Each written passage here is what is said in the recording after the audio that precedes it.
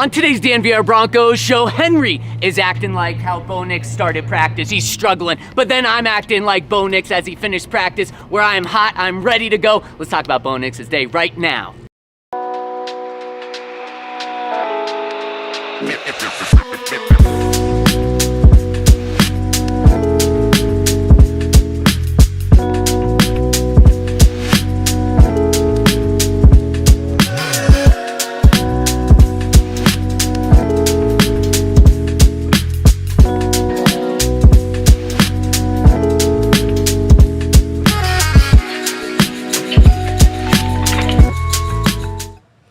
Oh, baby, it's the Bo Show on the DNVR Broncos Podcast. At least I think it's the Bo Show. Curious if Henry thinks it's the Bo Show as well, as Bo Nix comes off a fantastic end of practice. We're here to break it down for you on the DNVR Broncos Podcast. Henry Chisholm, Zach Stevens, Kale behind the camera. We're working overtime. And a dog. Today. And a dog. Very cute dog. Yes. We're working overtime here on a Saturday to bring you the Broncos' final practice of the week. And dare I say, the best, at least from a fan's perspective, the most exciting practice. There's a lot to get into, but first I got to give a shout out to our friends over at Toyota, where of course we're sitting in the Toyota lounge here inside the DNVR bar, and Toyota is our studio is driven by the Toyota lounge, which is brought to you by the Automotive Front Range Toyota stores. Whew, there we go. And of course, Henry, we're coming off fresh from Welcome Back Weekend, powered by Ticketmaster at Broncos Park, powered by Common Spirit, and we are the DNVR Broncos Podcast, brought to you by Toyota. Did I do it? Did I do it all right? Good enough to me. Yep. Oh, no, it's sure is a whole lot going on. Hey, they'll pay to do it. We heard from PR today that they love when we use the full names. So now PR should love us for doing that. Henry, let's dive into today, as Nash in the Toyota chat is saying he believes. Are you a believer after today, Henry? I was a believer before today. I'm a believer after today. Let's see if the scores indicate that saying as well. Let's dive in to our scores, and let's start with Bo Nix. Bo with the best score of the week, not just for him, but for anyone. Henry, you give him a 7 out of 10. I give him an 8 out of 10. Wow. Tell me about it. Oh, boy. I mean, Bo. Today, Bo. These were some tough grades to give out today. These were a challenge. So we should start by saying it was red zone day. Yesterday being third down day. Today was red zone day. Bo... Well, I guess it has to be the worst pass of training camp that he threw because it was intercepted. Yep. It was. Oh, God, yeah. Yikes. There's a video on Twitter, actually, of it. There is a video on Twitter. And he actually posted some touchdowns, too, which is kind of fun. But that throw was the story of the day up until kind of that final period. A little before that final period. You got Greg Dulcich. It's an out and up. And Levi Wallace read that the whole way. I just stepped right in front of him for the easiest interception he'll ever have. I hope later on we should talk more about Levi Wallace because he's a good football player. I like that. But, so interception, not a good throw. Wasn't like yesterday where you have like Reese Taylor kind of lurking underneath, jumps up super high, gets his hands out, probably should have caught it. This one was an easy interception. Like I think we would have made that play. There is rumors going around on Twitter that Bo Nix's guardian cap fell in front of his eyes before he threw the pass, and that's why he threw the interception. That is completely false. Don't read rumors on the internet and believe those. No, it was just an awful pass, but it did look like, I mean, with how bad of a decision it was, it might as well have been a guardian cap in his eyes because he clearly did not see Levi Wallace. Levi Wallace was right there. He was right there before the pass. He was right there during the pass. He was right there as he caught the interception. Disastrous start for Bo Nix in this practice. That was as bad of an interception as you could have. But good thing there was 3 team periods or 2 more team periods after that for him to bounce back. Yeah. Again, credit to Levi Wallace. We'll talk more later, I hope. But like, got running back out in the flat. You think like, oh, the corner's gonna be sitting down there on the underneath route. He's gonna see that coming. No, I mean, it's Levi Wallace. He's a veteran. He's one of the best at playing the ball in the NFL, and so he's gonna make that read and make that interception. also kind of interesting. We talked about the Reese Taylor play. Both of these really bad passes from Bo Nix come with an underneath zone defender. So there's a bit of a trend here. Is he not seeing those guys? Or also, is he used to playing college football where maybe those guys aren't capable of making those plays? Just something to keep an eye on. Hopefully there are no more interceptions, but if they keep coming in those situations, I have a feeling that the Seahawks know what to be doing with Devon Witherspoon and Tariq Woolen in week 1. Well, Henry, I love that observation because you know who else is going to have that observation besides the Seahawks? The entire NFL? It's Sean Payton, too, though. And he's going to say, okay, we're going to make sure that you learn this right away. And so maybe that's why Sean has Vance Joseph's defense doing this to Bo early on, as he knows that's something either Bo hasn't seen a lot or that Bo struggles with. So they're getting those interceptions out of the way in days 3 and 4 of training camp. So I love that observation by you. And I also think it might be intentional that these are happening right now. Not intentional by Bo, of course, but intentional by Sean putting him in these positions to say, we got to get this out of you right now. Yeah, it could be. Also, again, like you said, Guardian Cap's certainly not over his face. I also just went back and checked.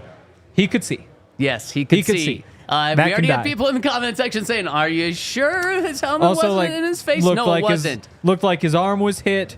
I don't think so, but you'll know it was hit if somebody gets cut this afternoon because you cannot be hitting the quarterback's arm while he's throwing. I don't think his arm was hit. No. Look, guys, it was a bad throw. It was a really bad throw. Now, calm down. We just gave Bo the best score that we've given any quarterback so far. So there's a lot of good, but it would have been malpractice if we didn't mention the worst, as Henry said, the worst throw that he has made in training camp so far. And at this point in camp, Henry, 7-on-7s had happened. Jarrett Stidham, Zach Wilson both had touchdown passes in 7-on-7. Bo Nix did not. Yeah. Then this first team team miscommunication period with Kroll. It was an ugly 7-on-7. But he hit a couple checkdowns, missed another. Had Kroll thinking that he's supposed to go to the back of the end zone. Bo threw it to the side of the end zone. Kroll never turned around. It was ugly up to this point, and I was getting ready to be called a Bo hater again. Oh, Henry, I was like, oh, Bo, come on, man. You're doing this to me right now. Like, this is about to be brutal because the other two guys are taken off, and Bo is absolutely having his worst day of practice by far at this point, and then he completely flipped it around. I mean, a 180, which was awesome. Yep. You get to the end of practice. So, again, this is red zone practice. So, again, like, part of the trouble in me figuring out these grades is, like, so do you look at it as, like, 3 touchdowns, 1 interception? How do you balance that? Pretty good. You balance the fact that, like, you're also working in the red zone a bunch, so it should be touchdowns. So, but that caveat aside, they get 3rd and 5 from the 11-yard line. Little wheel route to Javonte, just perfectly placed ball. Didn't create a bunch of separation, but drops over his shoulder. Javonte brings in side of the end zone. It's a pretty throw. That's the kind of stuff that gets you going. It's the touch. It's the touch, especially on those wheel routes. Those are like the prettiest ones when you have the touch on them, especially when it's at the front of the end zone. And Javonte, he did dive for it, but didn't need to. Like, it's not like the ball was so far in front of him where he needed to. Just fell forward. Yep. Yeah. Really, really good pass. Really, really good catch. The coverage was there too. I didn't get who it was. I didn't get who it was either. But I mean, they were in really good coverage there too. But what do they say? Perfect pass beats perfect coverage, and that's exactly what it was. I know that Riley Moss had been working on that side. So if it was a zone coverage where he kind of stuck to him, there's a chance. More likely it's a linebacker. More likely it's a linebacker. Positive. Yeah. So that was huge to see, and it was like, okay. What a bounce back from Bo. At least this isn't going to be a disastrous day as of right now. Let's see, though, if he kind of levels out or if he takes it up a notch. And boy, did he take it up a notch. Yep, final period. So they get, I think it was a play from the 15, then the 10, then the 5, then the 3. Yep. From the 15, I think it was a 3rd and 4, maybe. That's what I have. Converts it. Yep. Short little pass in front of Levi Wallace. Yep. Again, interesting to Brandon Johnson. He says, Levi, you picked me off earlier. I'm not afraid of you. I'm going to go back to you. So true. Now, if it's Pat Surtain, maybe you just say, yes, I'm still afraid of you. I'm not going to go back your way. I'm afraid of Pat, that's for sure. And you know how you said it was 3rd and 4. You know how many yards the pass went for? 5 or 6, probably. Yep, 5. Yep. So, I mean, it's exactly what you want. Just get the first down. That's what he did. Yep. From the 10, had 3rd and goal. Too high for Lil Jordan. Almost looked like it might have been a throwaway. Just kind of lobbed over through the back of the end zone. hopefully a throwaway. After that, you get first and goal from the 5. You get Greg Dulcich, I believe, on a corner route. Yep. JL Skinner in coverage gets it to Dulcich for the touchdown, and then wrap things up. Really quick on that one with Greg Dulcich, it was a great pass. Yep. Great job Corner of the from end zone, Greg yep. to get open, to catch it, and then get his feet down. Yep. I mean, it was picture perfect what you want from, again, on this play, Greg Dulcich just looks like a receiver. And Henry, I know you have some issues with that in terms of the blocking, which is totally fair. They didn't ask him to block today, though. Exactly. Yeah, maybe a reason for it. And Henry, I think that's I think we're going to see Greg Dulcich's role become more of that. Not a receiver, but like slot receiver, a receiver that kind of plays the tight end position, but also plays, the slot position. So great job by Greg to get his feet down, and also great job by Bo to find him in the corner of the end zone there. Yep, and then the final play, second and goal from the 3. Play action, Samaje leaking out, hits Samaje, who walks into the end zone for a touchdown.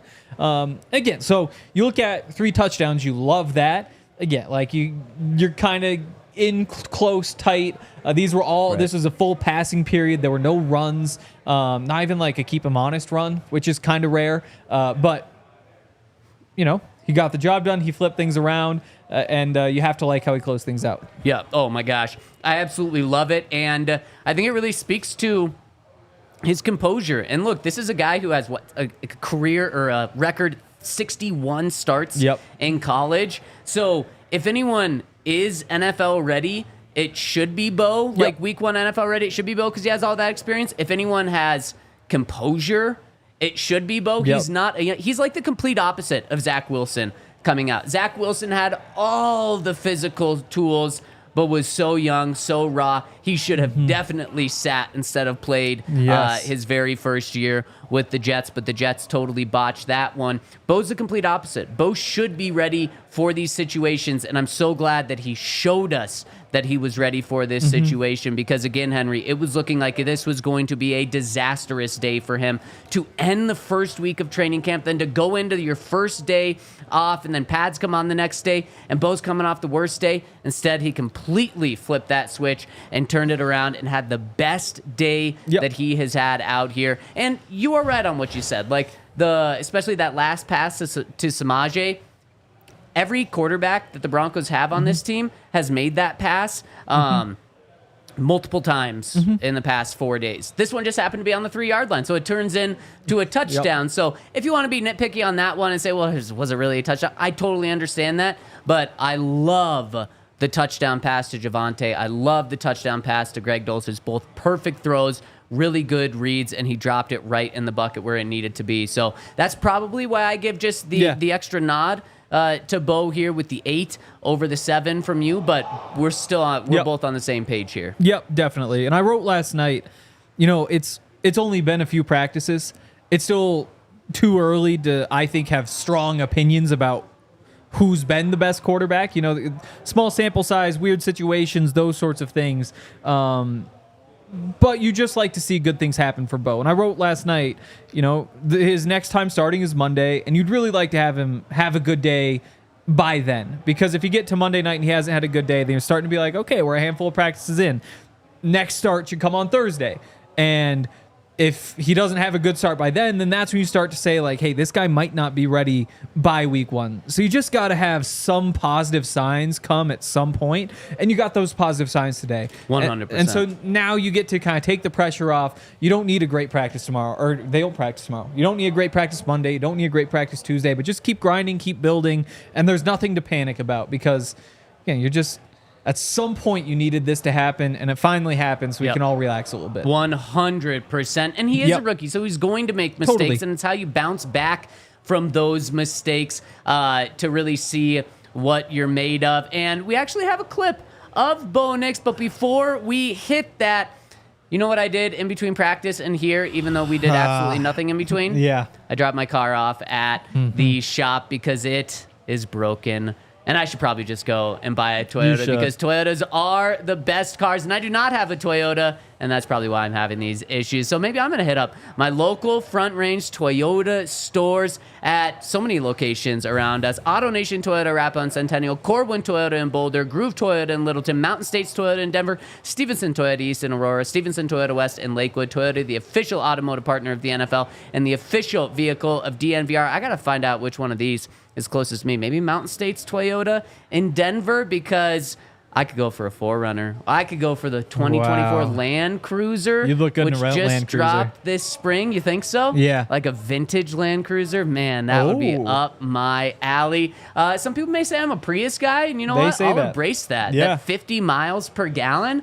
Hook me up with that, because they have over 16 different hybrid vehicles to choose from. But Henry, it's actually not a tough part, because over at Toyota, you can get their big truck, the Tundra I-Force Max. You can get it in hybrid form too. So you get the big truck with saving the gas mileage. You can get all of that, plus so much more over at Toyota. Check out their Front Range Toyota stores. And of course, it's the official automotive partner of the NFL and the official vehicle of DNVR. Yeah, I was driving today, and I was like, 32 miles to empty.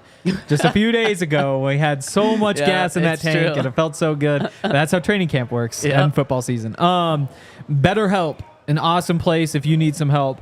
You know, people go through things. Everybody. You know, we were hearing from Zach Wilson today, talking about what it's like having things not go the way that he wanted to those first 3 years in New York, and just all the ups and downs. You know, he even brought up last year saying you go into that season with Aaron Rodgers as the starter, thinking that you get a year to kind of sit back and kind of learn from a veteran. And then all of a sudden, just immediately you're thrown in there, and it's another season where you're just, again, thrown to the wolves, and you're not getting a chance to learn from a veteran. Just all those ups and downs. It's good to have somebody to talk to. So for most of you listening, probably not NFL-related experience, but whether you want help with a relationship or a trauma or whatever it may be, they can help with coping skills or whatever else, setting boundaries. BetterHelp is an awesome place to go to get that help. If you want to become your own soulmate, whether you're looking for one or not, you can visit betterhelp.com/DNVR today. Get 10% off your first month. That's betterhelp, HELP.com/DNVR. You just fill out a quick questionnaire. They match you with a licensed therapist, and that's entirely online. You just talk to them whenever you need. If you need a change, you can change for no additional charge to a different therapist. Check them out, like I said, with the code, or betterhelp.com/DNVR. Get that discount. Boom. Okay. So let's talk about these other quarterbacks before. And really quick, I did tease hearing from Bo. Yep. We're going to hear from Bo do we have that first clip? Let's hear a little tidbit from Bo, but then we're going to hear the rest of Bo's press conference. We talked to him after practice today. We're going to hear that at the end of the show, so make sure to stay tuned for that. But let's hear this first question from Bo, and I believe it was this the one about how he bounces back? Kale? Well, we'll see. Yeah. So it was about his interception and how he bounces back. And I loved his answer to this, because I would have never thought about it this way. Here's what Bo had to say. I'm doing good. Bo, as you go through an install offensively, and you're still trying to learn the playbook and get acclimated, when you go out there and let's say you have a turnover like today, what do you do to kind of get yourself back in rhythm when you get in the huddle for the next team? Treat it like a touchdown and just go to the next play. A lot's going to happen, and you learn a lot out there each play, and that's just my focus right now. Was that the full answer? Yes, that was Bo. Yep. Did I? We were not able to hear it. I would imagine that was I treat it like a touchdown. Yep. And I absolutely love that. Yeah. I mean, what a way to treat an interception like a touchdown. You know why? Because it's just on to the next play. And that is the most like Peyton Manning mindset and really great quarterback mindset to have, of just a short memory. You got to have a short memory for the good, for the bad, and just move on. And that's clearly what Bo Nix did there. Henry, this is a competition still, so we got to look at the other guys. Yeah. I'm curious where your grades are. I'm curious where yours are. Should we start with the starter today? Jarrett Stidham. This was the fourth practice of camp. They're still moving in a 3-quarterback rotation. Jarrett Stidham got the first day, which means he gets the fourth day, so he was a starter today. I gave Jarrett Stidham a 5. Okay. You gave Jarrett Stidham a 5.5. And this is a pretty wide scoring range that we can give, like 1 to 10. We're pretty close to each other on both of these grades so far. Henry, I thought it was an average day. You thought it was a slightly above average day. Why? Let's take us through Jarrett Stidham's day. Well, I did mine pretty mathematically, and it's tough because 7-on-7s went well. I would say they went Jarrett Stidham-y. He held the ball a little bit, probably a sack. Lobbed the ball over Nate Atkins. That one wasn't great. After that, though, short throws. Actually, now that I look at this was more up and down because you have the one in the back of the end zone to Courtland Sutton, which was a touchdown. Yep, from a dozen yards out. Some sort of sat down in a gap in the zone, I'd imagine, back of the end zone, finds him. And it was a strike. Jarrett threw an absolute laser to Courtland. Now, he was pretty open in the end zone, but it was a great job, the communication between Court and Jarrett for, like you said, Court to sit down right there, and Court to bring down this catch because it was a little high, but he was able to bring it down even though it was an absolute dart thrown his way. So that was good. He had a touchdown in 7-on-7s. Yeah. You also have a pass breakup from Jonas Griffith against Marvin Mims. Short, underneath. I'm excited. I talked to Todd for a couple minutes today. He must have seen me. You've talked to Todd. Our G's talked to Todd. Todd won't even come say hi to me. Huh, weird. But I actually haven't seen him. I didn't get any details. It's more like just a quick what's up. He's a busy man at the moment. I have a feeling when Todd comes back, he's gonna be talking up these linebackers so much because you see so much Jonas Griffith with another play. I'd love to see that. Yeah. But we're not talking about Jonas right now. We're talking about Jarrett Stidham. The first team drills. He only gets one throw off. I think they were actually all runs other than that. Yeah. But gets it to an open Tim Patrick on the sideline, probably gains 15 yards, toe tap Tim on the sideline. Yep. Love that. Great job by Tim to get his feet in. Definitely. I mean, it was a picture-perfect catch from a receiver standpoint. Definitely. And from there, you got Stidham. And it's kind of crazy looking back. I graded this period as above average, even though he's I can't give out numbers. Ball didn't hit the ground, though. And we're talking a short crosser to Greg Dulcich, and man, that hair was just flowing when Greg caught it because he was flying across. The hair was looking great. Then a nice slant to Brandon Johnson, which had a lot of zip on it. Against Pat? Yeah, against Pat. Yeah, Brandon Johnson had a little bit of separation. He did. Now, it was just a little slant, so that's not the craziest thing to have 1 or 2 yards of separation on that. And then 3rd and 5 picks up about 4 to Tim Patrick on the sideline. With pressure in his face. He was sacked before that, though. You had the sack before? Yeah. Okay. Yeah. Yeah, I had his pressure, not sack, but okay. It is same page there. And then finally, we get to the deep red zone, as Sean Payton likes to call it. Didn't today, actually, though, now that I think of it. So maybe it's a deep red zone as Henry likes to call it. Maybe it's just me who I like to call it. Converts I think they marked this as a 1st and 10. The other guys had 3rd and 10 to start. I don't know. But gets a little Jordan in the middle of the field. Throws one too high on a ball that I thought maybe if he kind of drives it into the body on the goal line for Lucas Kroll.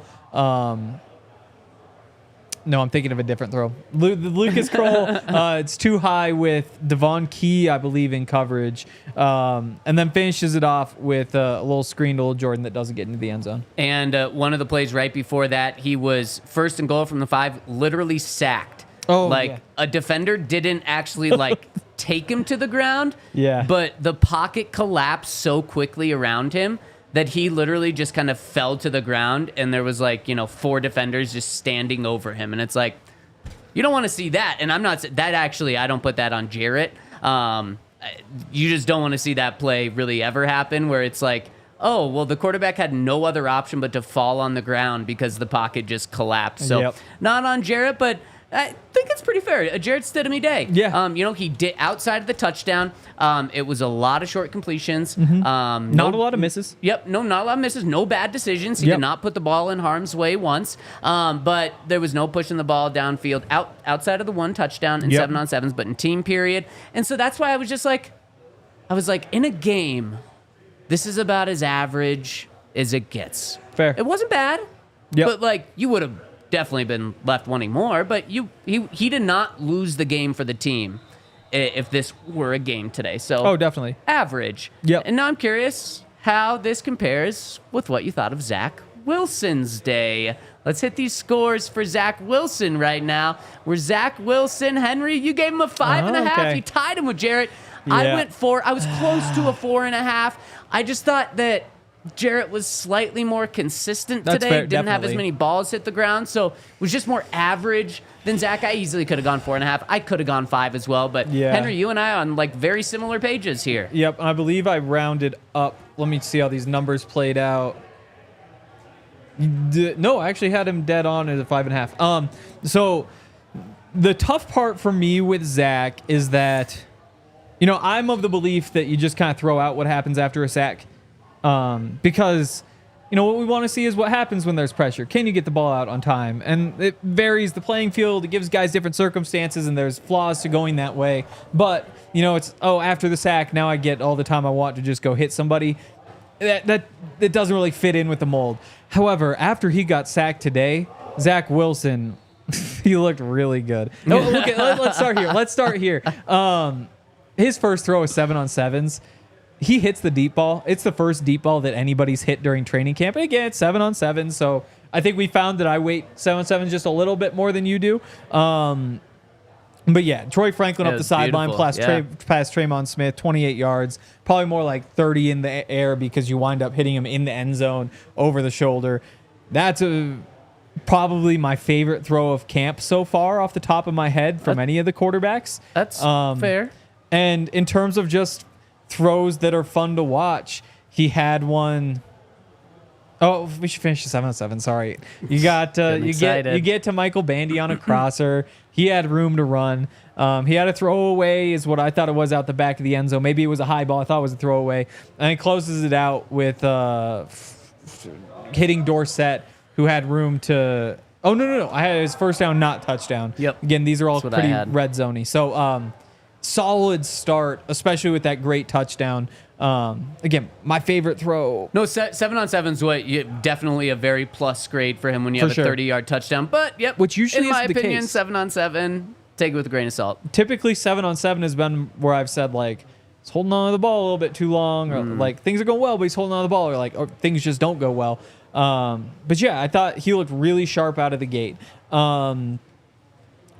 You have the first period. There it is. Dump off to Kroll, There, under yep. pressure, near sack is what I had. Yep. And in this then first team that period, was that's it. all they did Yep, in terms lot of of runs. passing the ball. Yep, a lot of runs.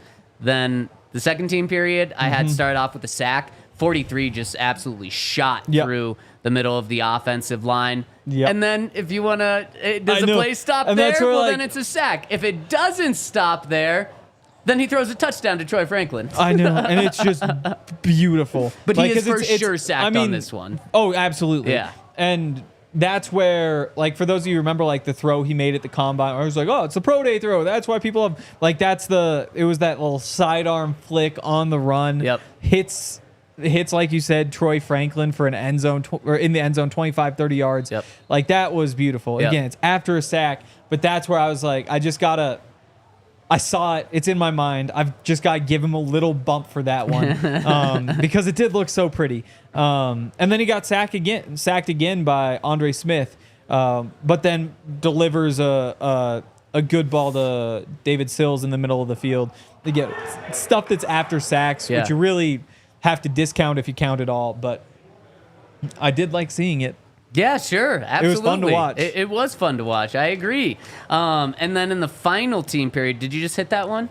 No. Now we're on the final team This is period. final, yep. He starts off with he hits Marvin Mims for a first down Yep. on what I had. Then 3rd and 10 from the 10, he hits David Sills for 5 yards. So short of the sticks, 3rd and Yep. 5, he gets sacked. And then at the very end, incomplete. He just throws a jump ball to the left side. Yeah. This is why maybe I put too much weight in this Yeah. and didn't give enough of a boost for that touchdown in 7-on-7s. But that's why though that I had this as a 4. He was average, and I don't mean that in a bad Yeah. way. He was average in the middle of practice. His 7-on-7s was really good. Yep. But then he just you have 3 chances to get touchdowns or you have 4 chances to get touchdowns / first downs, and you get 1 first down. Yep. To me, man, you're coming up short there. This was a disappointing period in my eyes And here. all of a sudden, just that last throw, like there's pressure. He's fading away. It's off his back foot.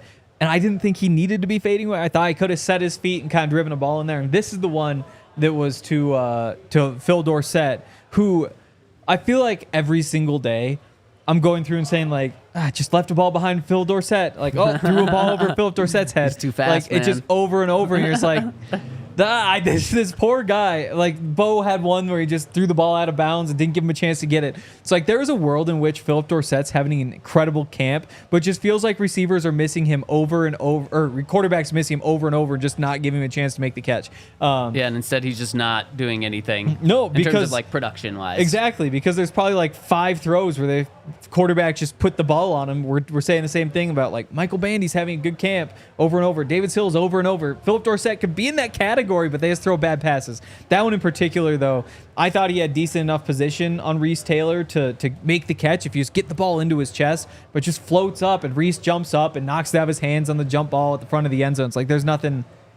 That's not what you do with Philip Dorsett. Right. No, you're 100% right. Okay, so we've given our grades. Let's see the final totals here. But before we do, want to give a shout out to our friends over at True Fan Travel, where not only are we going to give our grades after I tell you about True Fan Travel, but we're also going to hear from Sean Payton.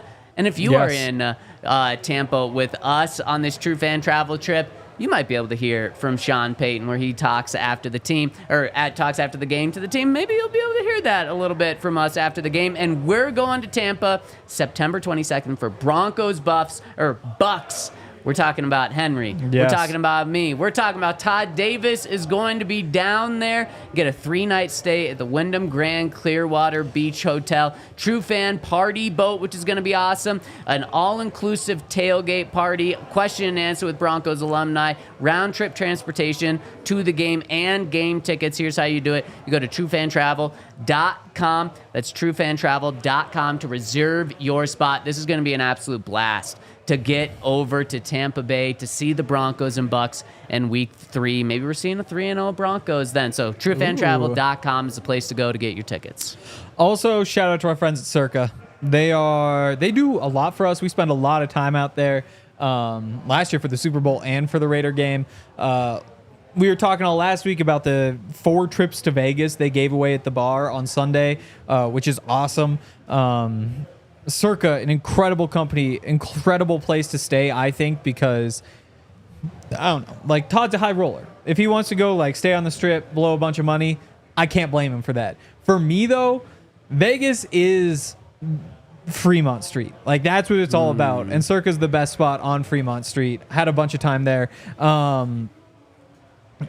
If you want, you can download the Circa Sportsbook app. They've got a bunch going on. Obviously, with the Olympics, Serbia plays the U.S. tomorrow. 12.5 point spread for in favor of the U.S. plus 575 for Serbia. Whole bunch of awesome stuff, and you can download the app at circasports.com. Circa Sports bets can only be made while physically located in the state of Colorado. Must be 21 or older. All rights reserved. Circa Sports Colorado encourages you to gamble responsibly. Gambling problem? Call or text 1-800-GAMBLER or visit problemgamblingcolorado.org. All right, let's see where things stand at the final practice of the week after the first week of training camp. No pads. Pads come on Monday. But where do things stand right now in the quarterback competition? Let's pull it up, Kale. All right, we've got a medal count. Well, let's see who won today. On the thing, we know who it is. It's Bo Nix coming in first. This is Bo Nix's first gold, and a damn good day for Bo to get that. Jarrett Stidham 2 and Zach Wilson 3. Have you seen how much people hate this graphic on Twitter? Oh, I have. They yeah, really people are hate gonna it. freaking love it today, though. They're gonna love it today. They probably will today. Because there are 2 things people really like. Bo Nix being good, Zach Wilson being bad. Luckily, that's what they did today. Zach wasn't even that bad. He might have had his best day. Yeah, I could have easily had him at a 5. Exactly. I would have put him much higher than that. He was right there. But yeah, he could have been there. All right, let's pull up the final medal count to see where things stand. And at the end of week 1, Jarrett Stidham has won 2 of the 4 days. Bo Nix and Zach Wilson each have 1 win, which means Jarrett Stidham is the winner of the week. Yes, he was. And I have our individual. Henry, do you think that's right? Off the top of my head, probably. He's been pretty consistent. He had that one down day yesterday, but other than that, his graded, I think, either at He 1 average day, 2 above average, I think, for me. And so that's enough at this point. So that is exactly right, because I know what your head's thinking more than you know what your head's thinking, because I have calculated all of your grades and added them up individually. And you have Jarrett Stidham with a slight lead on the competition. You have him at 19.5 points after the first week. This is out of 40 total points. So below average, not the best. Just slightly below. But he's the leader at 19.5. Yes, they tanked it. Zach Wilson in second for you at 18 points. And Bo Nix at 17 points. So, Henry, you have this as a very, very, very tight competition, which I think is very right. I think it is a very tight competition. For me, I have Bo Nix leading, actually, at 18.75 points out of a total 40. Jarrett Stidham second at 16.75. And then Zach Wilson at 12.5. And you know what? I actually think those scores reflect exactly how I feel. I think Bo and Jarrett are like neck and neck right now. Maybe after today I give the nod to Bo, but it doesn't matter. If these two are neck and neck, Bo's going to be the starter come week 1 regardless. So I think that's, in my mind, how I've been viewing this is pretty accurate. And then I have Zach Wilson at 12.5. I do think he's kind of far behind these guys right now, but not so far behind that he can't regain the lead. But also at this point, I wouldn't be shocked if Sean just says, we're cutting this down to a 2-man race here. And Henry, Sean actually told us after practice today that might be happening soon. Here, let's listen to Sean to hear what he had to say about what could happen to this quarterback competition moving forward. Well, he's been working with the ones that we've actually been able to get Alex reps at center, but also at guard. So, you know, there's no etched in stone right now. What you said, how might the quarterback rotation potentially? We'll let you know. I mean, we'll go down to maybe 2 guys or something? We'll see. We'll see. But it's been, right now, we've kind of been in this pretty consistent pattern, and I think it's hard for that to stay the same throughout all of camp. That's all. Yep, that's true. I like that. You know, Sean didn't want to give anything away. He just said, we'll see. And then was like, okay, fine. I'll give these media folk a little something. And then he said, it's hard to stay in this pattern. And it is. Yep. And why it's super hard to stay in this pattern, Henry, is because 3-man competitions really kill a rookie's development, really kill continuity to happen. And so I do think what Sean is pointing to there is it's going to be cut down from 3 to 2, and he said it could happen as early as next week. Now, maybe he just means, okay, instead of Jarrett getting the first team reps, it's going to be Bo getting the first team reps, but I think there's going to be a bigger shakeup coming in the next week. I don't think it matters if you keep rotating these guys, just because the ones play just as much as the 2s do, play just as much as the 3s. As they brought up today, like, Courtland Sutton was playing with the 3s at times. Like, they're rotating all the receivers in, they're rotating all the running backs in. Like, the only thing is the offensive line, but like that, I don't think you need chemistry with an offensive line because that's not really a thing. It's like it'll vary how well you're protected versus not. But I think today the depth quarterbacks maybe got as good a protection as the starters off the top of my head. I'd have to go through. But so I don't think there's too much of a rush. If at some point you start giving more reps to the starters, then yeah, that's where if you think Bo Nix is going to be the guy, you don't want to be him losing reps. But as it stands now, like the 1s, the 2s, the 3s, they all get the same amount of reps. You have so many guys rotating through. At some point you are going to have to make the move, but I don't feel the rush. Well, and I think that's what you have to do, though, is you have to start giving these starters more, or the first 2 groups, more reps. 40% for each of those 2 groups, and then 20% for the third team there. So stay tuned. Maybe we see a change happen on Monday. Maybe it happens later in the week. But for a little programming note for the Broncos and for our show, Broncos are off tomorrow, the players' first day off, which means the Broncos coaches, including Todd Davis and Sean Payton, are going to be sitting in personnel meetings where they'll look at depth charts, see if things need to change on the depth chart. So that's what we're going to be looking for on Monday, quarterback position and other positions as well. And then the coaches are going through and they're planning this next week's entire practice schedule. Players have the day off on Monday when they come back. We'll be in pads, baby. So stay tuned for that. That means we're off tomorrow as a show, but we'll be back on Monday with you guys. All right, Henry, should we talk about some other competitions that are going on? Yes. Center? Yeah. You said offensive line continuity doesn't matter. I want to say it does matter. Oh, I mean, for themselves, yes. For themselves, that's with fair. the quarterback, it's like, eh. Okay, let's hear what Sean had to say about the center position, specifically Luke Wattenberg. Well, it's a little bit cleaner and easier just because of the position he plays. I'd say if there's one area that he's working on daily with Zach is landmarks in the run game. You know, he's very natural at pass protection, getting to the right hat placements in the. Well, he's been working with the ones that we've actually been able to get Alex reps at center, but also at guard. So, you know, there's no etched in stone right now at that position. There's competition, and we like it. I mean, we like the way both of those guys are playing.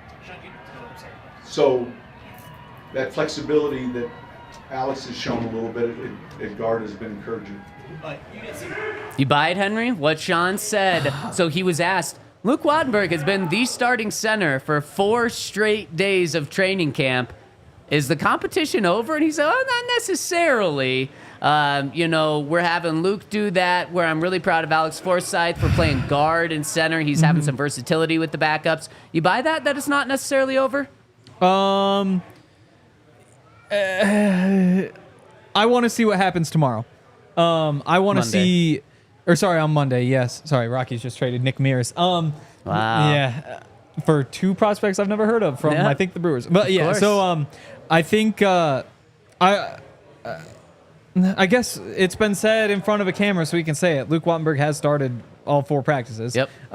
So, you know, you see him out there the first day, and you're like, okay, it looks like maybe he's in the lead. You see him out there the second day, and you say, well, they might want to stagger the rotation with the quarterbacks instead of having, because otherwise you rotate him, the center would be the same quarterback every day. So you keep him 2, so it staggers a little bit. 3, you say, okay, he's working with the starters, and then the next guy will work with all 3 starters, and all 3. But that's a very long competition. Like, is this really going to drag on like that? And then you see him the 4th day, and you're like, well, there's something going on here. So to me, Luke Wattenberg is in very good shape. Like, it should be him. It's great to hear Alex Forsythe has that versatility. Typically, a quality you might value more as a backup. You know, so I think that probably stands out, unless Ben Powers is getting benched, which would absolutely shock me. So that's kind of what I'm thinking. However, the one caveat: they have all the meetings tomorrow. I don't have a lot of positive things to say about Luke Wattenberg so far, but I also don't really have many negative things to say. I think the one play that really stands out in my mind, having watched all these practices, is when Zach Allen kind of blew by him, got in the backfield. But again, that's one play over the course of a few days. Zach's a veteran. It happens. So I can't say he's had a bad camp just because I'm not tuned into every play, but that's the one that stood out. We'll see on Monday if something changes. Yeah, and honestly, if Monday and Tuesday it's Definitely. still Luke Wattenberg in the first 2 days of pads, it's going to be really nearly impossible for him to be like unseated, or else I don't know what the Broncos are doing for the first full week of practice to have it all be one guy and he's not the starter. I wouldn't buy that. So let's see what happens on Monday and Tuesday, but that would actually be kind of crazy. If Luke Wattenberg, who might have been like the biggest underdog in this race, if he were to win this right away. I all along have kind of thought, again, the reason we hear so much about Alex Forsythe is because he was Bo Nix's center. And he was a Sean Payton draft pick. And a Sean Payton draft pick. Those are the 2 things, yes. Yeah. But every time, like, pretty important. Alex Forsythe is very smart. And we know that because over and over again, you get asked, do you think it helps Alex Forsythe to be Bo Nix's center in the past? He's like, hey, yeah, Alex is good. It's like, did you talk to Alex before this? It's like, yeah, of course he did. He's a center. So over and over, he's just been more of the storyline because of that. That's fair. And so it is definitely interesting. Do you want to hit the other Luke clip before we move along? We have 2.5 minutes left before we hit Bo. He talked a little bit about Luke and basically said... it was a good question from you, Henry. Yes. He talked about, Sean did, about how Luke is a good athlete. And first thing he said is that he's strong in the middle. And I think that combined with the athleticism, which he brought up getting to the second level, is pretty reminiscent, including just the way they're built, of Lloyd Cushenberry. I think that you see that ability to anchor. I think you just see the body type. I think you see, Lloyd's best attribute was his ability to get out in screens and go work in space. And it also works in building a second level, all that sort of stuff. I think you see that with Luke Wattenberg. His initial... he had that one series as in his rookie season a couple years ago where things really did not go his way. I forget which game that was, but it was ugly. We didn't see him again after that. Last year, he gave up that one blocked field goal, but otherwise, when he got in, looked really solid. So there just isn't a lot known about Luke at this point. Very versatile, played all the different positions at Washington. I'm excited for him. He's a good guy. I told him my Montana Grizzlies beat his Washington Huskies. Said it was the worst football experience of his life. Wow. Never been booed off the field before by a home crowd. But I also voted for him for All Pac-12. So I've been watching him for a while. I like him. But yeah, something bad would have to happen for him to not be the starter at this point. I would agree. He'd have to really tank the rest of this. Couple of other notes from practice. Caden Stearns has passed his physical. He was back on the field today, so maybe it's not as long of a road ahead of him that Sean Payton indicated. That was good to see. Wondered, yeah. Caden Stearns back on the field. Brandon Jones, however, is going to miss 1 to 2 weeks. Sean said 2 weeks to be on the safe side with that hamstring tweak. Maybe that gives Caden Stearns an opportunity to really push for some playing time there. Nick Benito back practicing. So some mixed news on the injury bag there. Yes, we're really running out of time. Reese Taylor, beyond the pass breakup, had a tackle for loss. Stacking days, we'll have to see it. Keeping the theme of stacking days. Darrell Chami, outside linebacker, tackle for loss on Audric Estime. Ronnie Perkins had the sack yesterday, tackle for loss on Beatty. Troy Franklin, he did something today.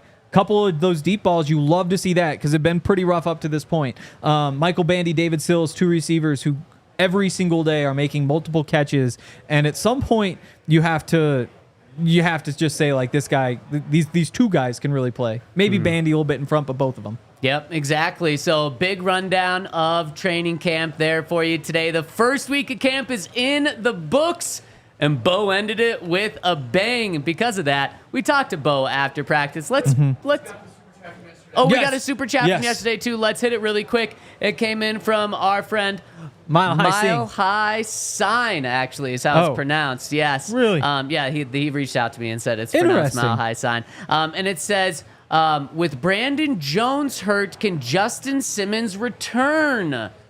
No. Brandon Jones is only out for 2 weeks, so we do have that. You don't bring Justin Simmons back in for that. So I'm sorry. 1, I'm sorry that we missed the super chat yesterday, and 2, I'm sorry that there's not going to be an awesome reunion with Justin Simmons coming back. Yeah. But as I said, Bo had a banger of a day, and we talked to him after practice. We thought you guys might want to hear the entire press conference, so enjoy Bo Nix speaking to the media for only the 2nd time in his Broncos career. Here it is.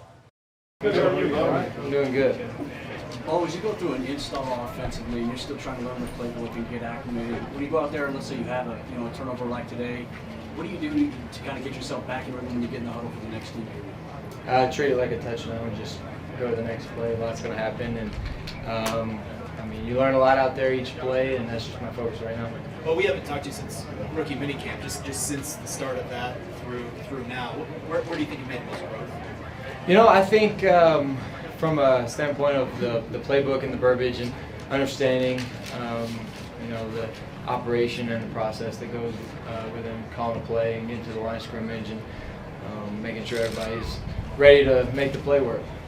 What did you do kind of between the end of spring drills and then the start of training camp, and how much did you study the playbook and all that kind of stuff? So I finally got a quick minute to catch my breath, and right before we get back to work, and I last a little bit of time off, and so rested the body a little bit, and then jumped right back into it to get ready for camp. And camp's going to be a long few weeks, and you can treat that as getting ready and preparing as well. So just kind of ramping back into training camp, and excited to be back out on the field with the guys.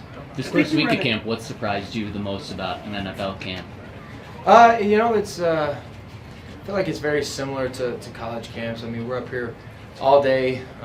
It's all about football. It's all about the grind, and I think the most fun part, honestly, is just the time with the guys, and you're really spending time with them for the first time.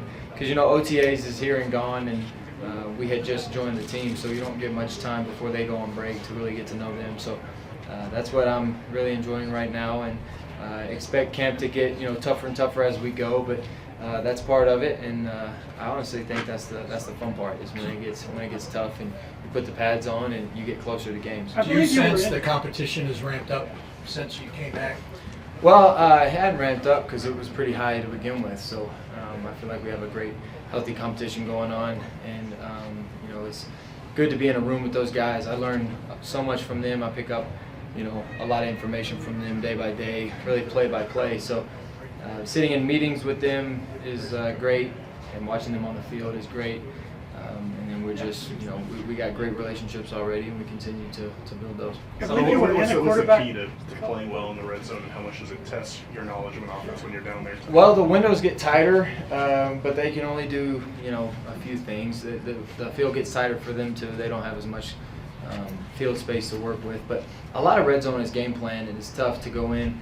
And we were talking about it today. You go into an install day, and you're installing your red zone plays, and they're installing theirs, and you're not necessarily game planning for their defense. So we could run a play that's not necessarily fit for a coverage, but we could also run a play that's perfect for a coverage. So same thing for a defense. They're going to have to scheme up our formations and our routes and run plays, and so red zone's tough. So once you get down there, the field shrinks, and it's all about just converting, red zone third downs, and knowing you got points and just trying to get touchdowns. But you're in a quarterback competition when it comes to the fact that you guys are rotating with three guys, and you don't have that work day in, day out with a particular receiver to kind of learn the habits. Is that kind of a challenge for you? Well, the good thing about us is we rotate receivers, so you could be going with any group and get any receiver, and so I feel like we do a great job of those guys are moving through, going through the process as well. They're in a huge competition as well, so I think all of us on the field, nobody has their job solidified, and that's how we practice. We go out and compete every day, and everybody has that mindset. Now there's several guys that they're going to go out there and play on Sundays, but I also think that they have that mindset of competing, and they're not going to give up their job either. When you're in a quarterback competition, how do you balance taking care of the ball with taking chances? Because sometimes you can just want to turn into check downs to prevent turnovers. Mm-hmm. And I think you probably were in a couple, maybe 1 year at Auburn and that first year at Oregon. Did you learn anything from those that you can apply when you're in a competition here? Yeah, every year since high school I've been in a competition, but I think when you look at red zone and being what's the risk versus what's the reward, and thanks Alex, and a lot of the times you go per play, and sometimes down and distance means a lot, and coverage dictates a lot, but it's all about being confident, and sometimes you do take a risk, and sometimes it doesn't work out for you, but those you minimize and you learn from. But at the same time, you don't want to be a gun-shy quarterback, so no matter what, just have great confidence in the plays and the players, and go out there and execute it. And if it's not there, then check it down. But it's also about experience, and you see looks that you like, and then you get to come back to. But sometimes it's not a good look. You just check it down and go to the next play. It looks like you're having fun out there. Oh, it's a blast. NFL is a lot of fun. I'm so excited to be here. I'm a part of a great team. We have a great culture, great staff. It's hard not to love, where I'm at right now, but also not complacent. So the joy and the enthusiasm you see on the field, it's all about, what can I do to make this team better, no matter what position I'm in. And so that's, I think, what's my greatest joy is that I get to go out here every day and make a team better, and that's a lot of fun. And I think we all have that mindset, and that's why we're gonna, have a good football team. You mentioned that you're no stranger to quarterback competitions. So say it again. You mentioned that you're no stranger to quarterback competitions. What is this one like? Well, this is the first one in the NFL, but they're all competitions. Every day, no matter what stage you're on, you're in a competition with yourself. And so I think as I move forward, no matter what year, whether I've had experience, whether it's my first time this year or whatever, I'm always competing with myself. And I think if I compete with myself at a high standard, then no matter who's around me, they're going to get my best. But at the same time, competing with yourself it's a daily quest for success. And I think if I achieve my personal best, then I'm not only doing the team a favor, but I'm doing those guys that are competing against me a favor because they're getting my best. So that's all I can do, and that's what I'm going to continue to do. And competition is the main point of life, so that's what I enjoy doing. Last one, Woody Page. Yeah, you've been a starter since you were a freshman in Auburn for a long time. How badly do you want to continue that streak of being a starter? And would you be acceptable to being a backup for a year or two in the national? Well, I don't know if I have a choice on that one, if I accept it or not. If I want to stick around, I better accept it. But I also don't necessarily want to become complacent and say, you know what, it's my rookie year. I'm okay with sitting back and hanging out and learning. You know, I have full confidence and trust in these coaches and this team. They'll play me when I'm ready, and I'm going to do my best to get ready. And so that's all I can do. But I also think you owe it and respect the other guys who are in the competition. I mean, they also want to be the starter too, and they also, you know, are going to have to accept what happens. So it's not an easy thing, but at the same time, we're all mature, and we've all been here, done that before. And so whatever they decide, that's what we're going with. But, you know, we're all just giving it our best right now. Do you ever think back to your last appearance in Seattle? I think about that a lot. It's one of those things that, honestly, I hope I never forget because of the learnings, things that happen. But, yeah, it's only fitting I get to start there this year, and that's where my NFL journey takes off. And so we're going to be ready to roll, and we're going to come out with some enthusiasm and hopefully not let that happen again. Thank you. Thank you. Thanks, Bo.